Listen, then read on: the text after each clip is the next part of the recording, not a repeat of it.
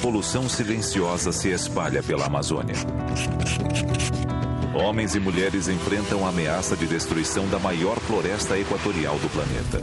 Uma vez continuando esse desmatamento, pode haver um outro momento onde não vai sobrar nada. No lugar de armas, um profundo conhecimento da floresta. Usando a floresta com inteligência, isso aqui pode significar a própria manutenção da floresta. Uma revolução que começou com um seringueiro chamado Chico Mendes. Ele era um visionário. Ele estava talvez até 100 anos na frente. A luta custou sua vida, mas seus ideais mantêm a floresta em pé.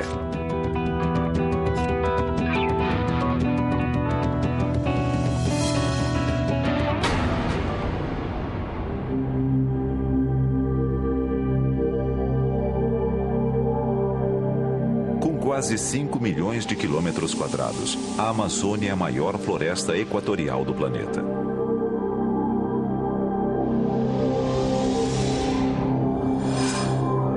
Aqui estão escondidas enormes riquezas. A primeira a ser explorada foi a borracha. No final do século XIX, quando o mundo descobriu os mais diferentes usos para a borracha, a Amazônia se tornou o centro das atenções. Mas para extrair látex das árvores, era preciso povoar a floresta. Milhares de pessoas trocaram o Nordeste brasileiro pelos seringais da Amazônia em uma nova corrida do ouro.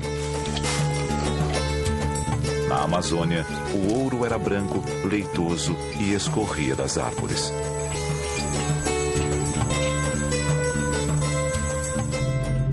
O estado do Acre tinha se tornado um dos principais produtores de látex da Amazônia. Mas em 1876, seringueiras brasileiras foram levadas pelos ingleses para as colônias do Sudeste Asiático, num dos primeiros casos de biopirataria da história. Quando a borracha asiática chegou ao mercado em 1910, os preços do látex desabaram.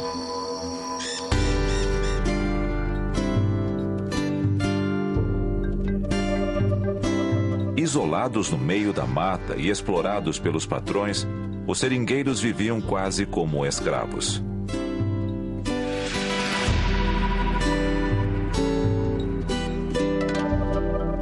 Chico Mendes nasceu em 1944, num Acre miserável.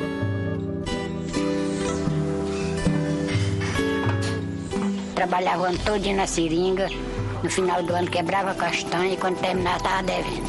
Era assim. Porque os patrões não tinham pena do seringueiro.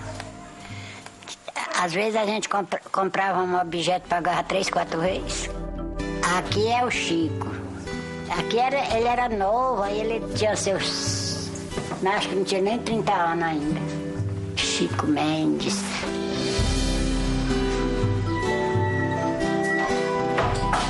Antigamente, o senhor acredita que nem as crianças da gente não estudavam, porque só quem estudava era o filho do patrão, mais ninguém. Porque não tinha escola, o pobre não tinha poder de mandar educar um filho fora. Como seu pai, Chico virou seringueiro. Mas a chegada de um revolucionário comunista aos seringais do Acre iria mudar o destino de Chico Mendes. Seu nome era Euclides Távora.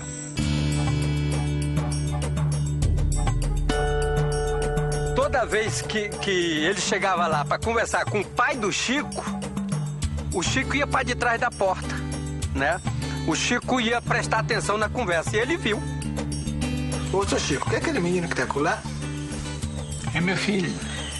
Chame ele aí.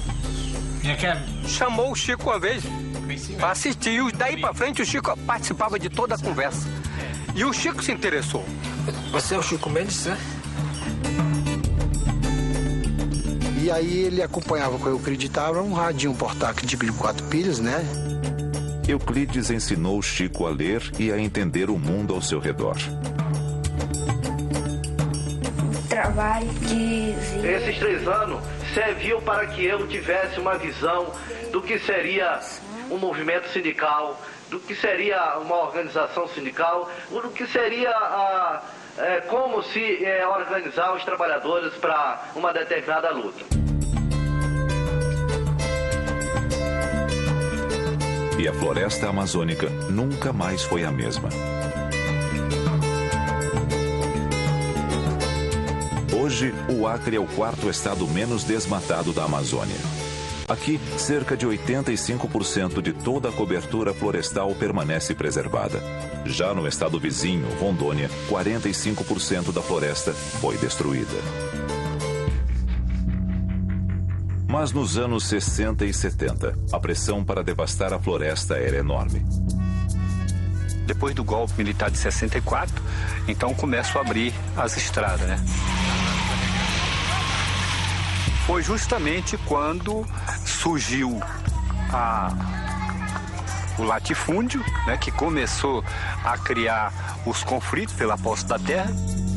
Poderosos fazendeiros começavam a tomar conta do Acre, e para eles, a Amazônia deveria ser povoada com milhões de cabeças de gado. As árvores atrapalhavam e precisavam ser eliminadas. A visão daqueles fazendeiros vindos do sul do país era um choque para os seringueiros que dependiam da floresta para sobreviver.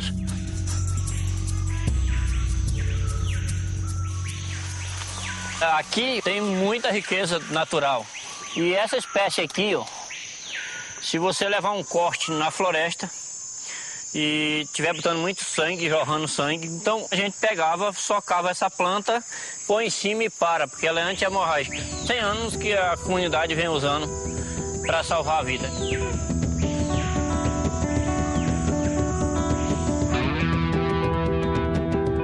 Para defender a sua visão da floresta, Chico Mendes estava disposto a enfrentar os fazendeiros. E essa luta iria cobrar o seu preço. Os nossos grandes inimigos são aqueles que nos devoram e que devastam a nossa floresta e que querem acabar com a Amazônia.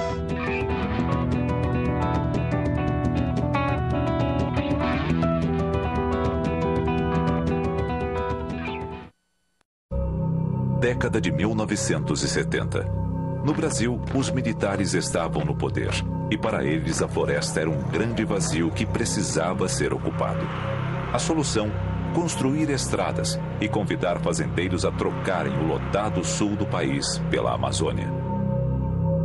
Os títulos eram vendidos para os fazendeiros como se a terra fosse apenas floresta, mas dentro dela viviam seringueiros.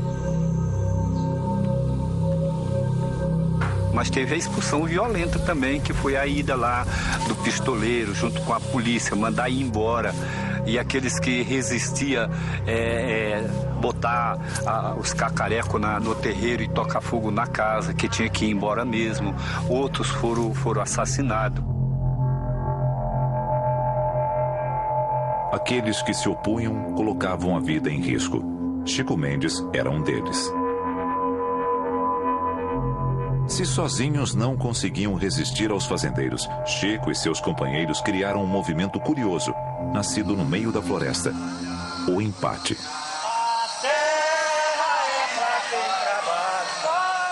O empate seria uma forma que nós descobrimos dos seringueiros se organizarem em mutirões, se deslocarem por locais do desmatamento e se colocarem entre os peões e a floresta e desmobilizar os seus acampamentos, dialogar com eles e forçar a sua retirada.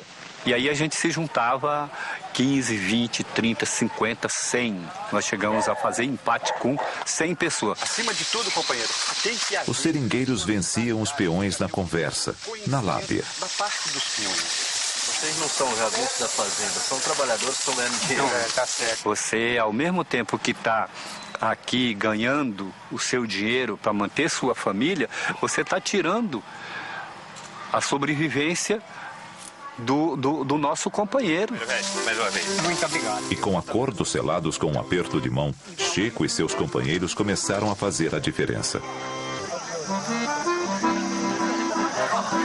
No país do futebol, Chico Mendes adotava a tática de times pequenos, que sempre jogam na defesa. Pela primeira vez na história da Amazônia, os mais fracos não estavam perdendo, estavam empatando. No empate, ninguém ganha, ninguém perde, né? Mas, para nós, o empate aqui é sinônimo de vitória, né? Porque A floresta não caindo, a gente também não cai.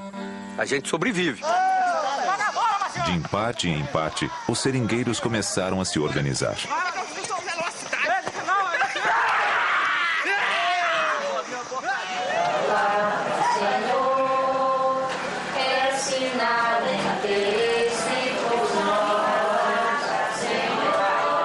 A primeira instituição a dar apoio foi a igreja. Foi em torno das comunidades eclesiais de base que eles planejaram as primeiras ações. Da fé, mais vigoroso na fé. Em 1975, os seringueiros partiram para o ataque.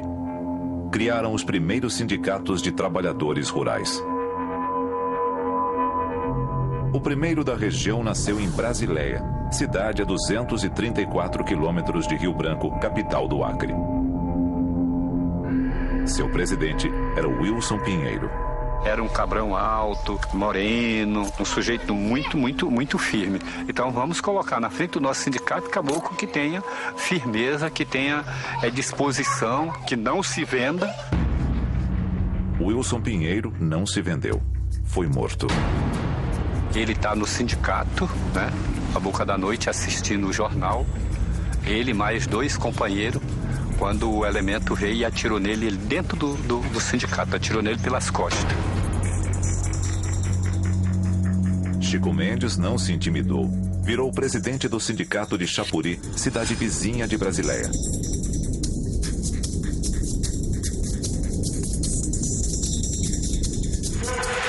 Cada vez mais exposto, Chico virou alvo dos fazendeiros.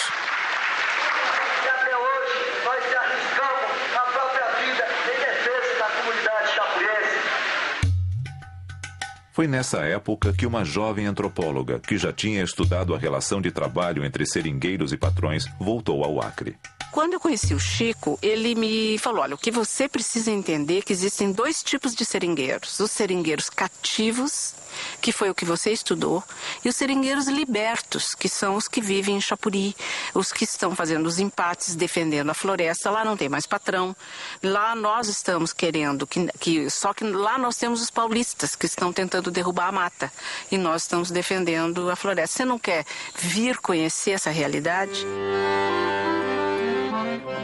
À frente do sindicato de Chapuri, Chico Mendes começava a organizar uma cooperativa para lutar por um preço melhor para o látex. Mas quando nós começamos a discutir a cooperativa e como seria o futuro da cooperativa, eu comecei a perguntar, mas como que vocês vão administrar essa cooperativa se vocês não sabem ler e escrever? Marie percebeu que o analfabetismo era usado como forma de controlar os seringueiros. Mas Chico sabia que isso poderia ser mudado. A educação, para ele, era realmente um instrumento muito precioso. Eu acho que ele não tinha tido a ideia de que a educação podia ir lá para dentro da mata. Então surgiu o projeto Seringueiro, uma série de escolas que levavam o ensino para dentro da floresta. Quanto tempo, mulher? Tudo bom? Como vai? Tá boazinha? Olha aquele abraço.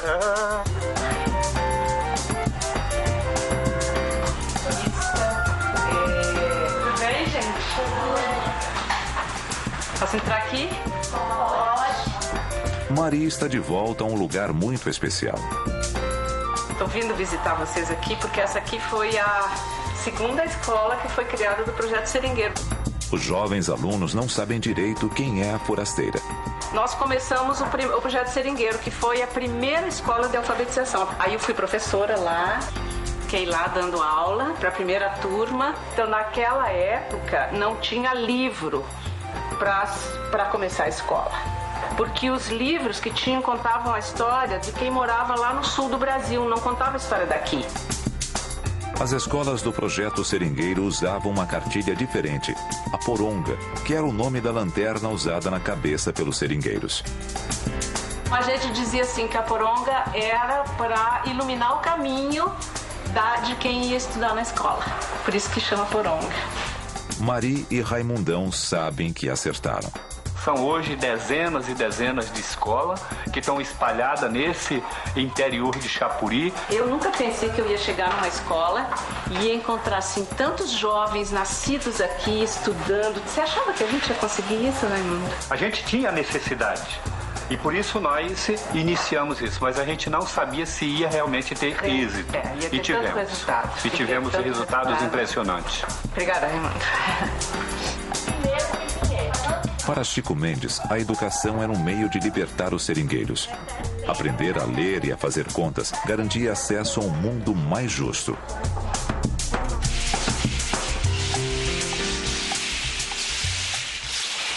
Manuel tem 37 anos. Até os 20, ele só estudou na escola do projeto Seringueiro de Maria Alegrete e Chico Mendes. Depois cursou a universidade e agora faz pós-graduação em finanças.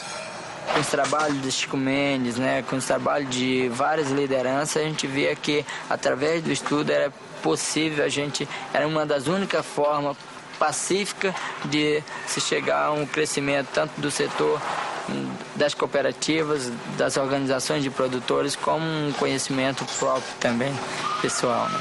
Aí que surgiu a Cooperac, né? Com o objetivo de agregar valor e de viabilizar essa questão do produto da floresta, gerar renda.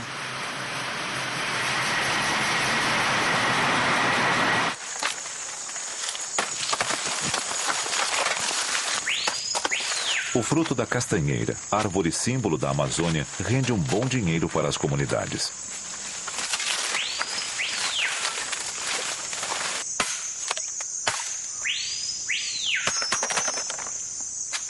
Francisco tem uma área de 200 hectares num seringal.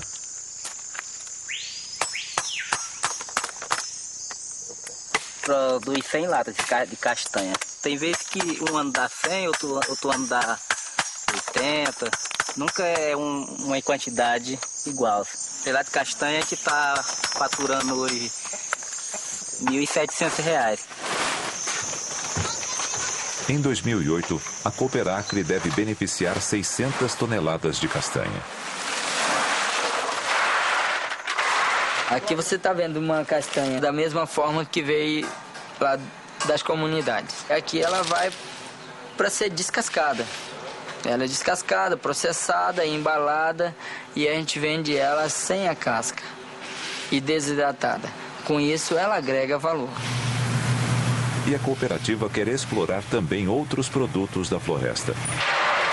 Então a gente vai trabalhar com polpas de fruta como açaí, abacaxi, cajá e outros produtos. Hoje, a Cooperacre prova que Chico Mendes estava certo em acreditar que manter a floresta em pé seria um bom negócio.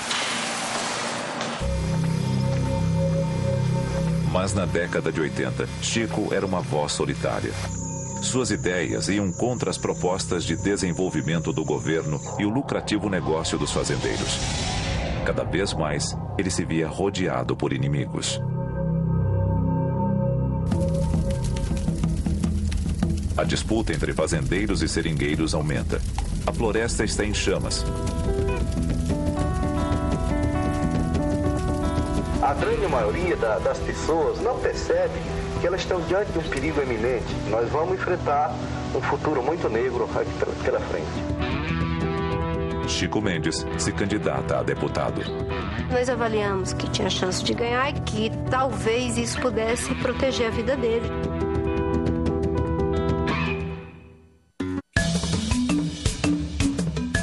Em 1980. Na parte mais industrializada do Brasil, era fundado um partido que iria mudar radicalmente o cenário político do país. O Partido dos Trabalhadores do metalúrgico Luiz Inácio Lula da Silva. Nós estaremos dispostos a fazer uma greve.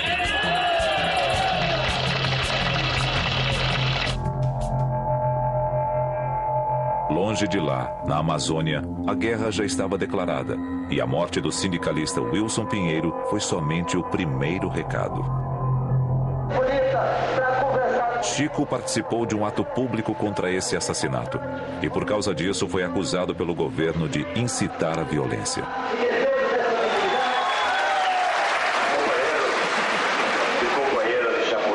Quem também participou do protesto foi o metalúrgico Lula. Os dois se conheceram e no ano seguinte Chico Mendes ajudou a fundar o PT no Acre. Em 86, Chico Mendes tenta se eleger deputado estadual.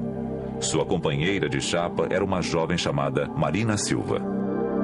Ele ia sair deputado estadual exatamente porque nós avaliamos que tinha chance de ganhar e que se ele ganhasse para ser deputado, ele já estava muito ameaçado, né, de morte, que talvez isso pudesse proteger a vida dele.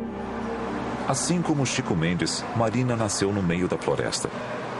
Sua incrível trajetória levaria os ideais dos seringueiros para o centro do poder do país. Em 2002, quando Lula foi eleito presidente, Marina foi escolhida ministra do Meio Ambiente. Atualmente, Marina ocupa o cargo de senadora do Acre e continua lutando pela sobrevivência da floresta e dos povos que a mantêm em pé.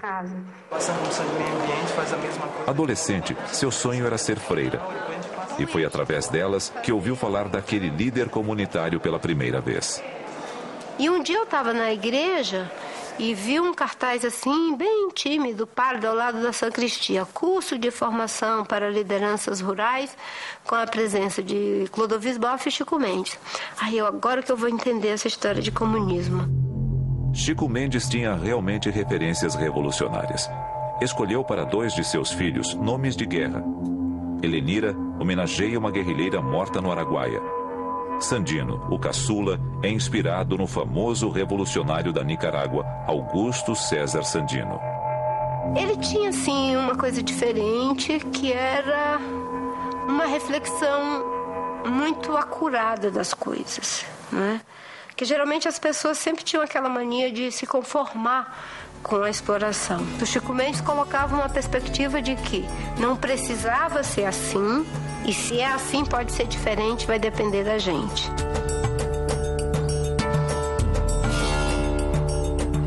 No ministério, Marina Silva não se esqueceu da luta ao lado de Chico Mendes. Quase 20 anos se passaram e eu me vi numa situação em que eu estava junto com a Polícia Federal em junho de 2005 para fazer o primeiro empate institucional, prendendo centenas de pessoas com mais de 480 policiais federais, né? Durante esses 5 anos foram presas 700 pessoas envolvidas em crimes ambientais. Mas na década de 80, os seringueiros estavam longe de ter aliados no poder. O governo não se opunha à destruição da floresta. As queimadas eram tão intensas que atrapalhavam até mesmo o aeroporto da capital do Acre.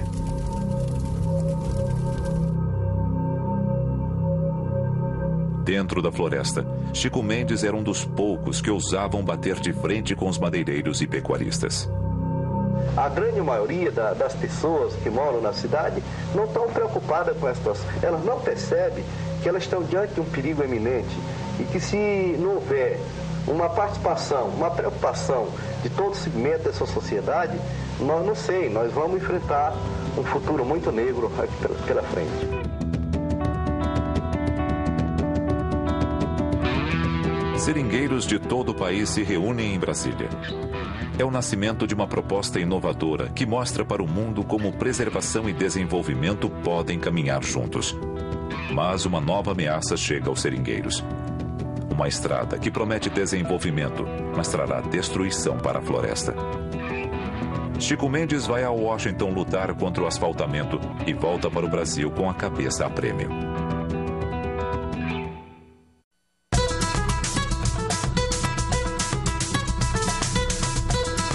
Em 1985, seringueiros de toda a Amazônia se reuniram pela primeira vez num evento histórico. O primeiro encontro nacional dos seringueiros, realizado na Universidade de Brasília.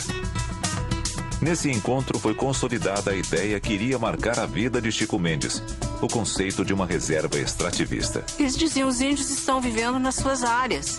Nós também queremos viver nas nossas, mas nós não somos índios, então somos extrativistas, por isso surgiu o nome Reserva Extrativista. Inspirados nas terras indígenas, as reservas extrativistas seriam florestas protegidas que os seringueiros poderiam usar para tirar seu sustento. queremos que essa área toda seja do Estado, seja pública e que a gente tenha concessão. Porque eles não têm o conceito de propriedade e nem o conceito de valor da terra, mas o conceito de valor da floresta. Tem que ser um pedaço grande, onde o igarapé passe pelo meio, onde as castanheiras estejam junto com a seringueira, senão ele não vive.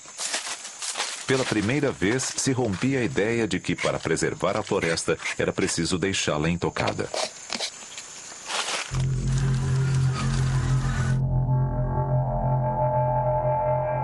E quanto mais mudanças Chico propunha, mais inimigos ganhava. Nós temos inimigos poderosos pela frente, que é inimigos que detêm o poder do capital, do grande latifúndio, sistema aí capitalista que domina esse país desde o seu descobrimento. Em 1987, 2 anos após o encontro dos seringueiros em Brasília, um problema o atormentava.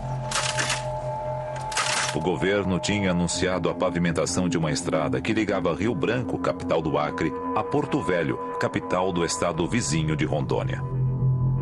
O problema não era a estrada em si, mas toda a destruição para a floresta que isso causa. E o que Chico Mendes fez?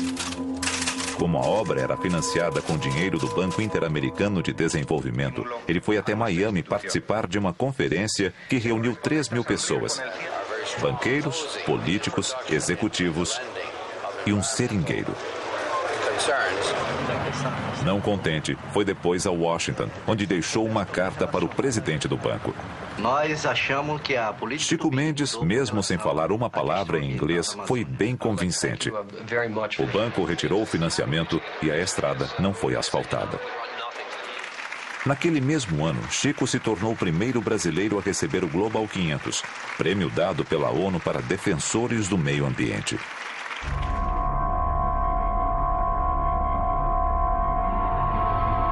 E quanto mais Chico avançava nas conquistas para manter a floresta em pé, mais risco ele corria. Os inimigos com os quais ele estava se defrontando eram pessoas assim tão primárias e tão violentas que eles não estavam nem se importando com... Eles não estavam se opondo às ideias do Chico, eles simplesmente estavam querendo eliminá-lo. Madeireiros e latifundiários compunham as forças que queriam derrubar Chico. Mas o que poucos imaginavam é que 2 décadas depois, até nas madeireiras, as ideias dele teriam impacto. Quem não conhece manejo florestal em floresta tropical, acha uma violência quando está se tirando ou cortando uma árvore. E uma violência maior quando vê as árvores aqui ou parte delas. Mas no fundo, todo mundo tem um pedacinho da floresta dentro da sua própria casa. E nós temos que entender de uma vez por todas que é possível, mesmo em áreas tropicais, você sabendo colher, usando a floresta com inteligência, isso aqui pode significar a própria manutenção da floresta. Ainda hoje, na Amazônia, existem centenas de madeireiras clandestinas que colaboram com a destruição da floresta. Mas esta é uma fábrica de laminados de madeira perfeitamente legal. O ex-governador Jorge Viana ajudou a viabilizar esta indústria em Rio Branco, que hoje dá empregos, diretos e indiretos, para mais de 500 pessoas. Aqui, a madeira é cortada, refinada, laminada. Tudo isso faz aumentar o preço do produto. Essa é a fórmula mágica. Só assim, nós vamos agregar valor e poder remunerar melhor a matéria-prima que sai dos extrativistas e não pode ser exportada. Deverá ser industrializada aqui mesmo para gerar emprego para quem vive na região, para quem vive aqui na cidade. A madeira que abastece a fábrica sai de lugares como este. O que está sendo feito aqui se chama manejo florestal. São derrubadas apenas árvores antigas, maduras. Na teoria, em 15 ou 20 anos, a floresta deverá se regenerar e a destruição se tornar imperceptível. Para que as ideias de Chico ganhassem adeptos até entre seus inimigos, foi necessário ir para o confronto. Luta, defenda os povos. Em 1988, a luta de Chico Mendes conquista aliados no Brasil e no mundo. Mas em Chapuri, o perigo era tão iminente quanto a mudança. E chegar o momento de dizer, olha, do lado pacífico não vai dar. E nós não podemos ser demoralizados. Nós vamos ter que partir para o confronto.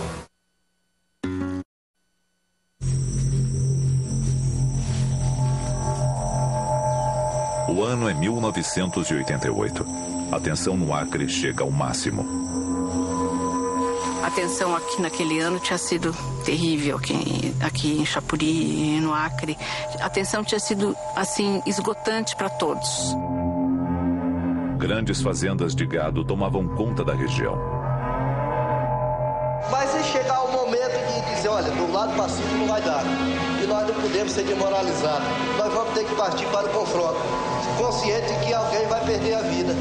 Chico também estava na mira. Assim mesmo?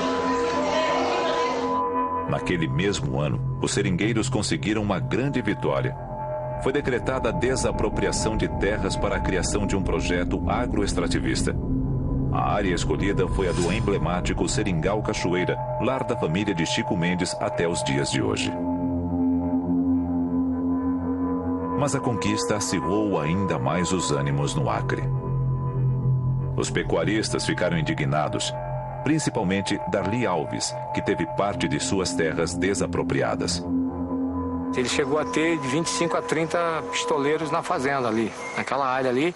E esses caras estavam sempre lá em Chapuri, estavam andando pela cidade, faziam questão de chegar assim de forma ostensiva, sempre em mais de um, nunca sozinho. E foi então que as ameaças se concretizaram. O primeiro a cair foi um jovem seringueiro. O Ivair Gino era aquele jovem que não tinha nenhuma inimizade, assim. Era um jovem, mais um militante da Igreja Católica do que do sindicato. Ele tinha 26 anos, né, no dia que foi assassinado. Seria candidato a vereador pelo PT nas eleições de 88, em Chapuri. Ivair Gino foi assassinado em junho de 1988 com 8 tiros.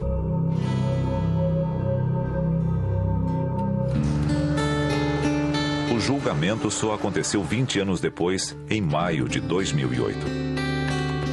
O condenado, Olossi Alves, não vai passar um único dia atrás das grades. O crime prescreveu. Alves, o sobrenome do assassino, não é coincidência. Olossi é filho de Darli Alves, o homem que tinha jurado Chico Mendes de morte. Nos últimos meses de 1988, Chico andava sempre com seguranças e raramente dormia 2 noites na mesma casa. Sabia que pecuaristas tinham posto sua cabeça a prêmio.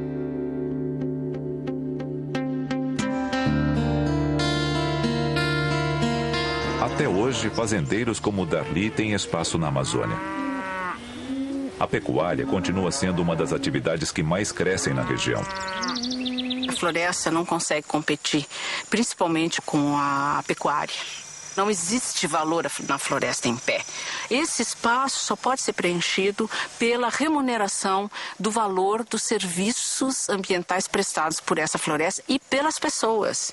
Porque a floresta ela não está mantida assim, sozinha. Ela é protegida pelas pessoas. Quando um seringueiro, um castanheiro abre um pique de castanha ou uma estrada de seringa, ele está protegendo, ele está fazendo o manejo daquela floresta.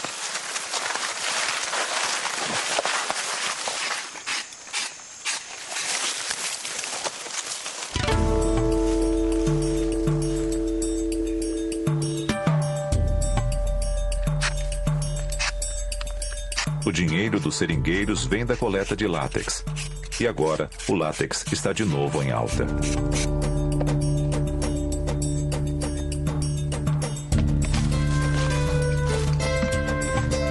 O recente aumento na produção de borracha não é por acaso. Desde abril de 2008, funciona em Chapuri uma fábrica de produção de preservativos que recebe látex de mais de 500 famílias de seringueiros.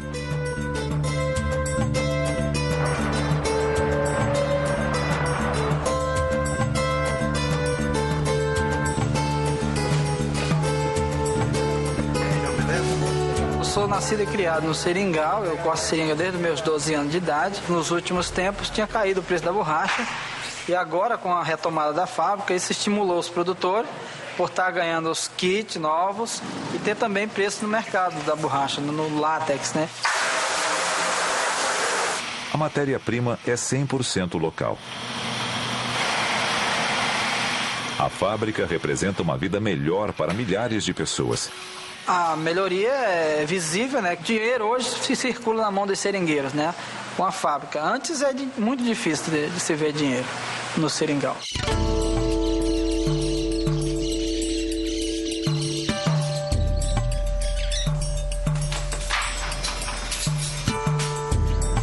Mas essa conquista teve um alto custo. Destaque da agência de notícias. Chico Mendes estava marcado para morrer e sabia disso. E todos nós aqui sentíamos assim que parecia que estava chegando a hora. Ele também sentia muito. Em novembro daquele ano, Chico estava no Rio de Janeiro para uma passeata organizada pelo Partido Verde em defesa da Amazônia. Luta, defenda os povos da Amazônia. Luta, defenda. Nós falávamos, Chico, volta, vai ficar no Rio um tempo, mas era perto do Natal.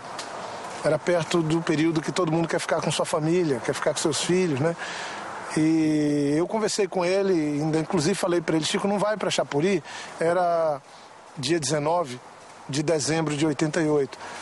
E ele, não, eu tenho que ir, eu vou embora. Aí eu falei para ele que o primeiro caminhão de um projeto que nós tínhamos feito, da cooperativa, tinha chegado. Estava aqui em Rio Branco na empresa para fazer a revisão. E ele ficou muito feliz, porque era o primeiro veículo e era fruto de um projeto que a gente tinha feito juntos. E a notícia que eu tenho é que ele pegou, encheu o caminhão de crianças, logo que chegou, e ficou dando voltas na cidade.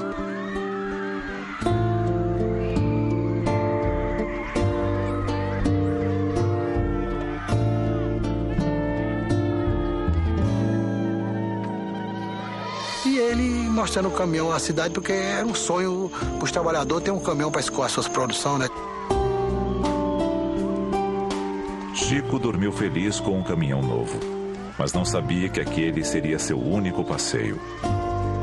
Eu tinha estado 2 dias antes com ele e tinha ficado conversando muito tempo com ele. Ele disse, Raimundo, o clima está pesado.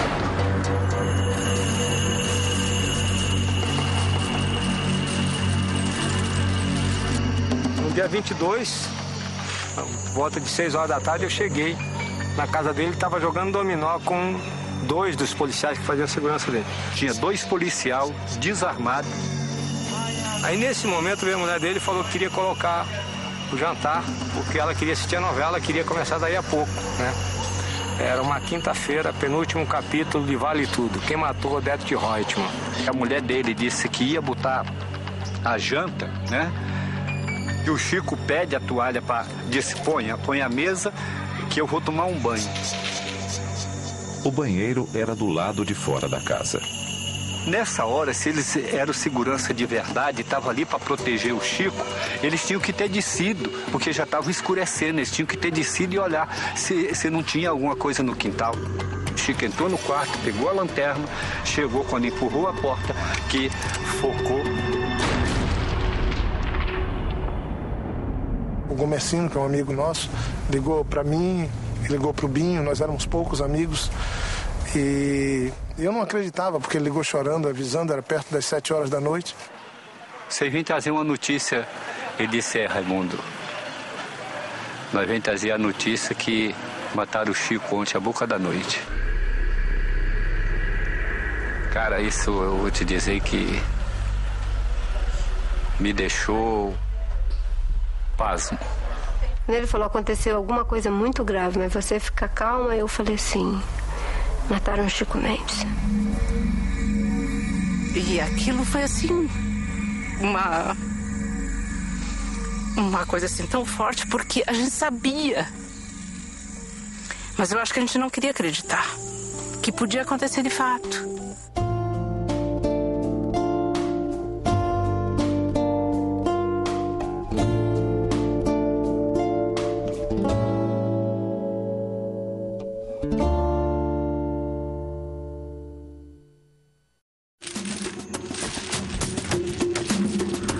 Chapuri, 22 de dezembro de 1988. O líder seringueiro Chico Mendes é assassinado em sua casa.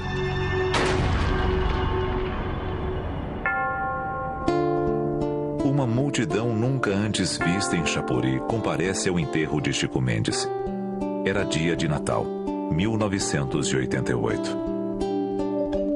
O assassinato de Chico Mendes repercutiu em todo o mundo. Os amigos dele nos Estados Unidos, amigos dele na Europa, começaram a se manifestar. E saiu, imagina, saiu no New York Times no dia seguinte. Isso nunca tinha acontecido. Saíram dos principais jornais. Em 1991, o fazendeiro Darli Alves da Silva e seu filho Darcy foram condenados a 19 anos de prisão. Darli, condenado por 2 outros crimes, ainda se encontra preso. Darcy cumpre liberdade condicional no estado do Pará e trabalha em uma fazenda do pai. Pela primeira vez, os seringueiros do Acre tiveram justiça. Menos de 2 anos após a morte de Chico Mendes, o movimento dos seringueiros deu um grande passo. Em 90, 3 dias antes de deixar o governo, o presidente Sarney assinou um decreto criando a reserva extrativista. E ele criou o decreto e, ao mesmo tempo, as primeiras 4 reservas. A reserva que homenageia Chico Mendes é a maior reserva extrativista do Acre, com quase 1 milhão de hectares. Hoje, existem outras 55 reservas extrativistas espalhadas pelo Brasil. Somadas, elas têm uma área superior à de Portugal. Chamados muitas vezes de guerrilheiros, Chico Mendes e os seringueiros do Acre mostraram como é possível guerrear sem armas. Nós estamos vencendo essa luta e se a gente conseguir vencer, será a vitória grande de Chico Mendes. A vitória da vida, e não da morte.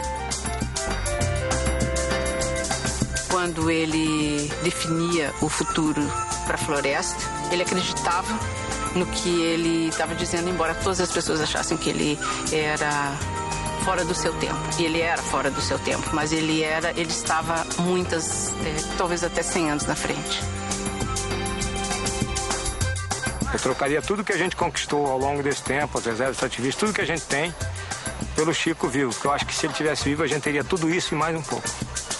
Jamais aparecerá outro a substituir ele, porque ele tinha uma carisma muito grande. E por isso mesmo faz muita falta mesmo. É isso, companheiros.